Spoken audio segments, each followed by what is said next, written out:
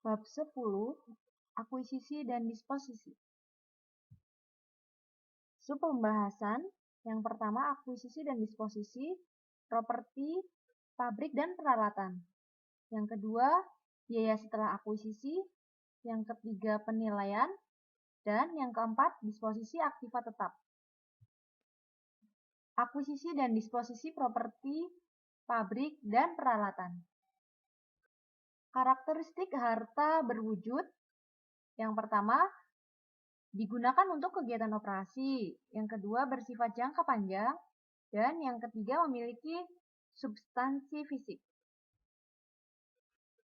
Akuisisi menggunakan dasar biaya historis, yaitu diukur menggunakan kas atau harga ekuivalen kas untuk memperoleh aktiva dan membawanya ke lokasi serta kondisi yang diperlukan untuk tujuan penggunaannya.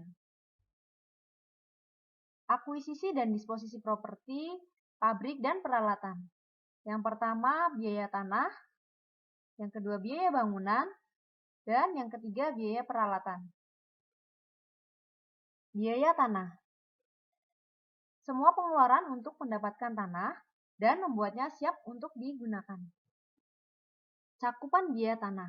Sebenarnya mencakup ada beberapa. Yang pertama yaitu harga beli, biaya penutupan, biaya yang dikeluarkan untuk mempersiapkan tanah hingga siap digunakan, asumsi mengenai hak gadai beban atau hipotek, dan yang keempat, setiap perbaikan tanah lainnya. Biaya bangunan. Biaya bangunan adalah biaya yang harus melibatkan semua pengeluaran yang berhubungan langsung dengan akuisisi atau konstruksinya.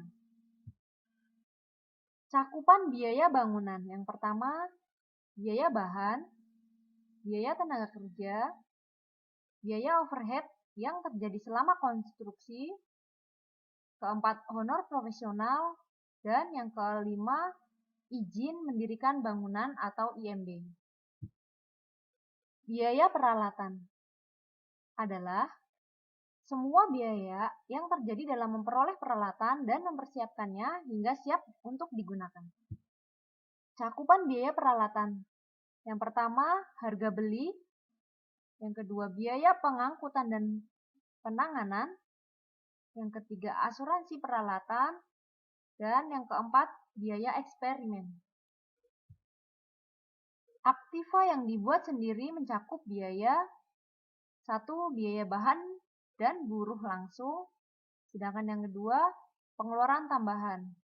Pengeluaran tambahan ini menentukan biaya tambahan yang tidak tetap dan menentukan sebagian dari semua biaya tambahan untuk proses konstruksi. Biaya bunga selama konstruksi. Biaya ini muncul ketika perusahaan membeli sebuah aktiva dengan cara kredit. Ada 3 pendekatan yang dapat dilakukan untuk memperlakukan pembiayaan konstruksi, yaitu PP dan E. Pendekatan memperlakukan pembiayaan konstruksi PP dan E maksudnya adalah tidak mengkapitalisasi bunga selama konstruksi. Yang kedua, ada yang kapitalisasi biaya aktual yang muncul selama konstruksi, sedangkan yang ketiga, mengkapitalisasi semua biaya dana. Aktiva yang memenuhi kualifikasi. Yang pertama, aktiva yang dibuat untuk digunakan sendiri. Yang kedua, aktiva yang ditujukan untuk dijual atau disewakan atau diproduksi sebagai proyek tersendiri. Periode kapitalisasi dimulai ketika yang pertama, pengeluaran untuk aktiva telah dilakukan. Yang kedua, aktivitas untuk mempersiapkan aktiva sedang berlangsung. Yang ketiga, biaya bunga sedang terjadi. Berikutnya, periode kapitalisasi berakhir ketika aktiva secara substansial selesai dan siap untuk digunakan. Kapitalisasi bunga biasanya muncul masalah-masalah khusus yang berhubungan dengan kapitalisasi bunga tersebut. Yang pertama, pengeluaran untuk tanah. Dan yang kedua, pendapatan bunga. Observasi. Dari sudut pandang konseptual, banyak yang meyakini bahwa karena alasan-alasan yang telah disebutkan sebelumnya, perusahaan seharusnya tidak mengkapitalisasi biaya bunga atau seluruh biaya bunga, aktual maupun yang tertanggung. Tahap berikutnya adalah penilaian. Tahap ini artinya adalah perusahaan sebaiknya mencatat properti, pabrik, dan bangunan pada nilai pasar wajar yang diberikan pada saat akuisisi atau nilai wajar aktiva yang diterima, bergantung pada mana yang memiliki bukti lebih jelas. Penilaian terdiri dari 1. Diskon tunai, 2. Kontrak pembayaran yang ditangguhkan, 3. Pembelian lamsam, 4. Penerbitan saham, dan yang kelima, pertukaran aktiva non-moneter. Diskon tunai. Diskon tunai diambil atau tidak dianggap sebagai pengurang biaya aktiva. Yang kedua, diskon tunai tidak selalu harus dianggap sebagai kerugian.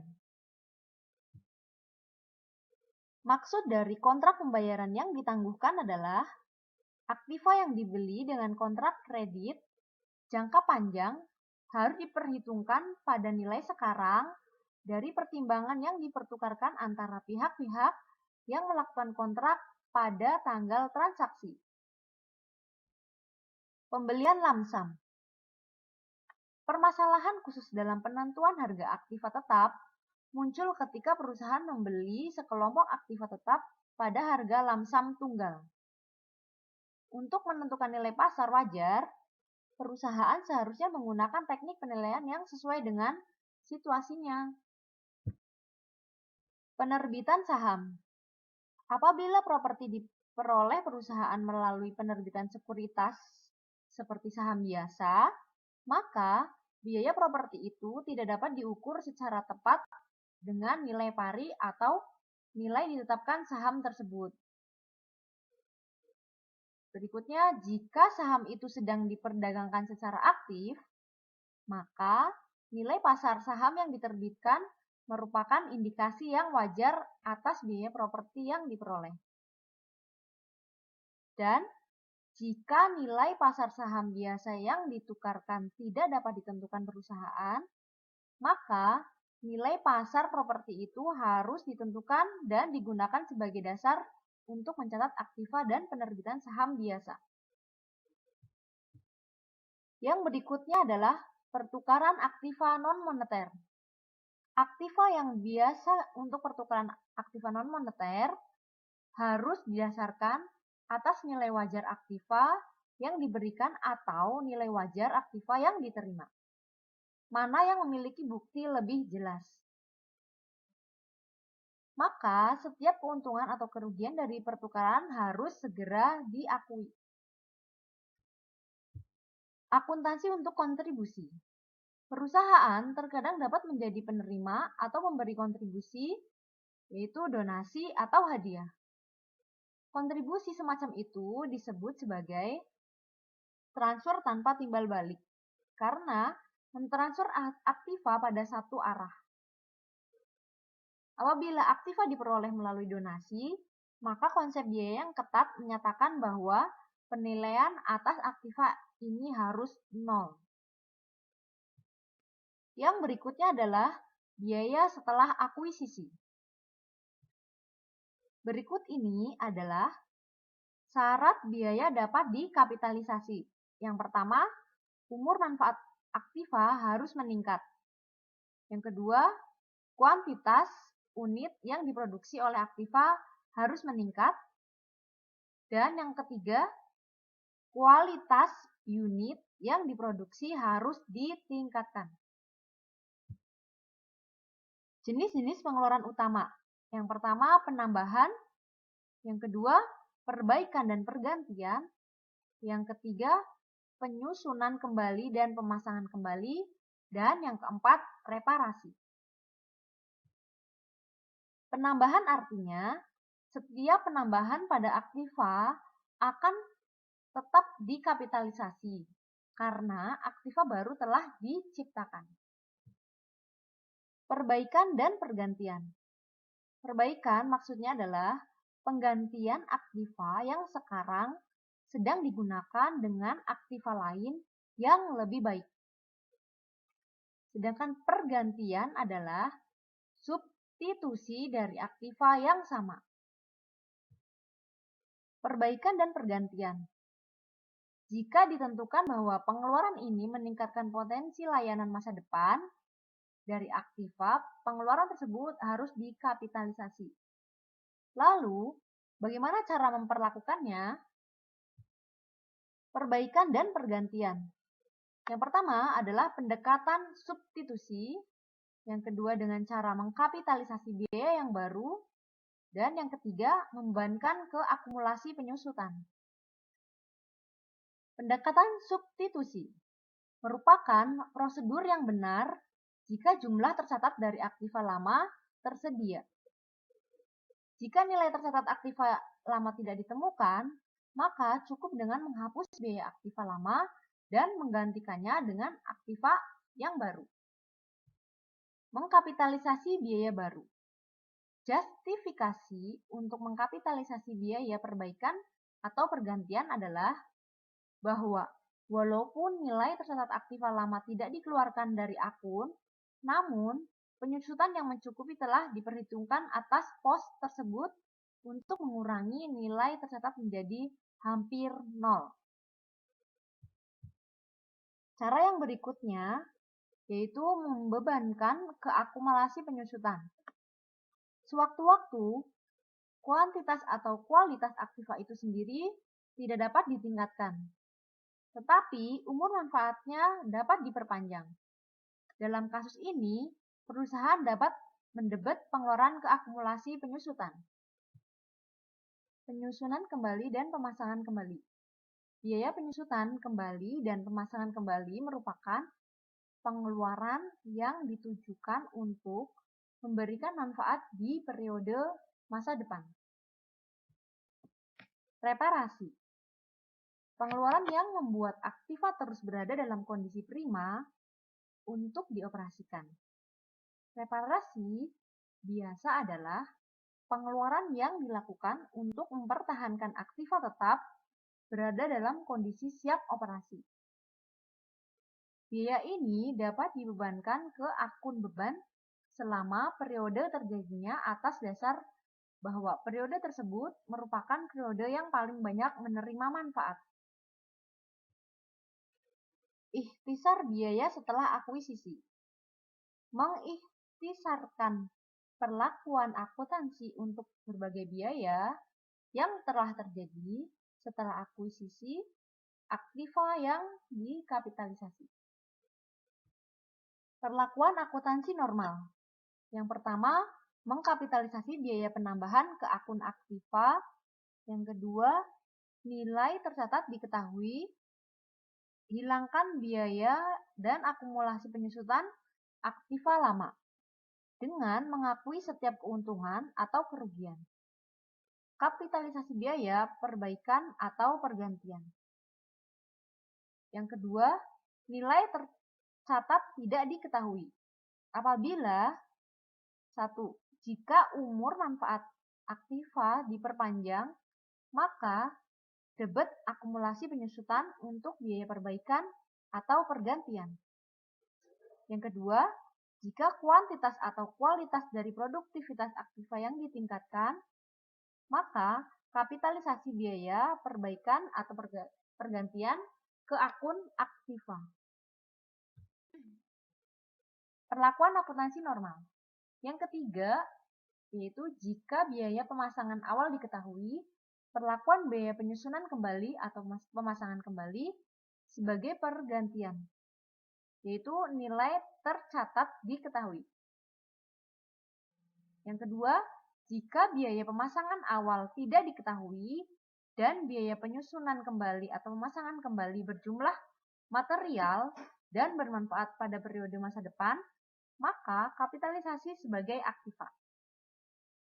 Yang ketiga, jika biaya pemasangan awal tidak diketahui dan biaya penyusunan kembali atau pemasangan kembali tidak material, maka jumlah atau manfaat periode masa depan diragukan dan dibebankan biaya ketika terjadi.